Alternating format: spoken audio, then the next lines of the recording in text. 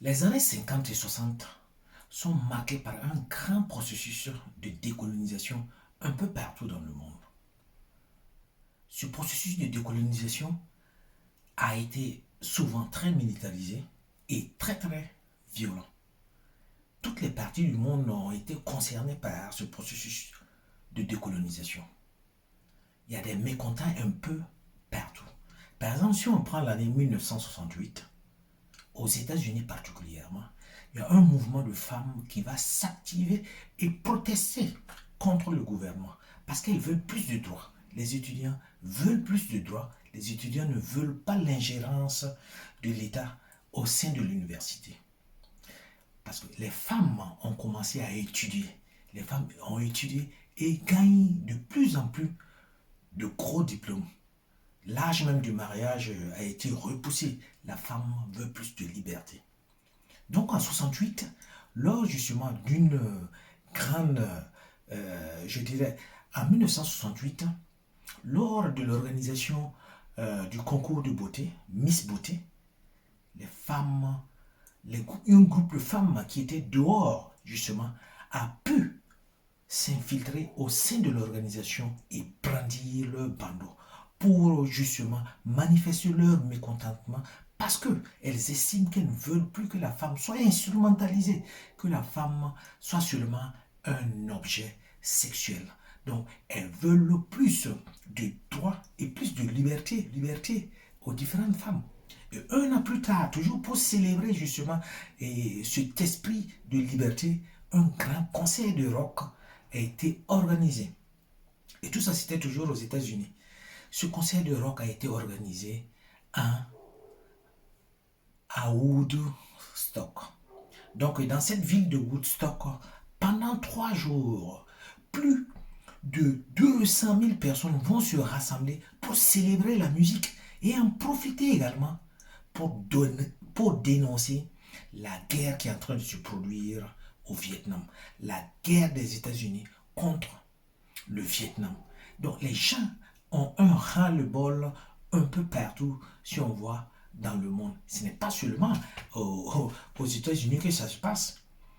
Même au Mexique, lors des Jeux olympiques, ces mêmes étudiants qui sont en protestation, qui veulent plus de droits, qui réclament plus de liberté, justement, vont organiser un rallye au sein même du centre du Mexique. Et ce rallye, justement, il y a eu des infiltrés dans ce rallye. 300 étudiants seront totalement égorgés. Parce que quand ils ont organisé le rallye à la nuit tombée, ces mouvements, cette police secrète a pu s'infiltrer au sein de l'organisation. Et ils ont fait un carnage. 300 égorgés. Et naturellement, comme on sait, le gouvernement, l'État a dit qu'il n'était pas du tout au courant, qu'il ne savait pas ce qui s'est produit. Et ils ont même tenté de rabaisser le nombre de morts. Ça, c'est une politique qu'on connaît et qui se passe un peu partout.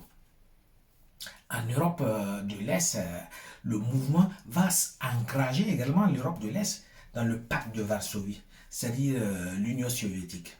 La Tchécoslovaquie, avec son président Alexandre, la Tchécoslovaquie veut instaurer des réformes. Donc le président commence à instaurer des réformes dans le marché. Parce que le marché était totalement en léthargie, rien ne fonctionnait. Ça ne marchait pas, la population avait faim. Donc il instaure quelques réformes. Mais Moscou, justement, commence à s'effrayer et à trembler. Parce que Moscou voit dans ça, si le modèle de la Tchécoslovaquie commence à fonctionner, probablement que d'autres voudront emboîter le pas. Donc Moscou va envoyer 200 000 soldats et 2000 tanks pour mater justement, et on dirait ces infidèles, ce ne sont pas des infidèles, pour mater Tchécoslovaquie. Mais en Tchécoslovaquie, ils ne vont pas résister d'une manière armée, ils vont résister d'une manière beaucoup plus passive. Ce qu'ils feront, c'est changer le nom des villes, par exemple, changer le nom des rues pour désorienter les soldats. Et les Chinois, et avec Mao Tse-tung depuis 1966, qui sont en pleine révolution également dans leur pays, Mao, à un moment donné, décide d'instaurer la révolution culturelle. Et cette révolution culturelle voulait tout simplement, c'était une révolution culturelle dans la révolution qui est en cours. Parce que les Chinois à l'époque étaient communistes. Les Chinois sont communistes. Donc ils empruntent beaucoup plus des idées communistes. Moscou voit en cela que il commence à avoir un peu de tension parce que les Chinois sont en train de prendre une voie que eux, ils ne considèrent pas pour eux, ça ne doit pas être vraiment la voie. Mao va instaurer quelque part ce qu'on va appeler la terreur. Peut-être que c'est une terreur qui a naturellement fonctionné. Dans sa révolution culturelle, son livre rouge qu'il a écrit, dans ce livre rouge, 350 millions seront imprimés. Et la jeunesse devait être totalement endoctrinée. Et chaque personne, chaque être vivant en Chine devait apprendre justement ce livre rouge. Donc la jeunesse est totalement endoctrinée. Parce qu'il y avait une police, la police rouge qui est là. Cette police va s'aimer beaucoup d'exertions. Les gens seront battus à mort dans la rue d'une manière publique. Cette révolution culturelle voulait balayer toute autre chose qui ne rentrait pas dans la vision de Mao. Bouddha devait être totalement effacé. À Tibet, plus de 6000 monastères ont été totalement balayés. Parce que l'idée de Mao, c'était quoi? C'était de créer cette révolution culturelle forte qui pourra donner de l'impulsion à la Chine pour aller de l'avant. Et ce mouvement ne prendra fin qu'en 1976 avec la mort justement de Mao.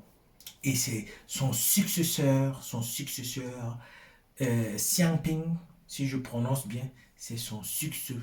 Deng Xiaoping, si je prononce bien, c'est son successeur qui va installer les bases de la Chine moderne que nous connaissons aujourd'hui.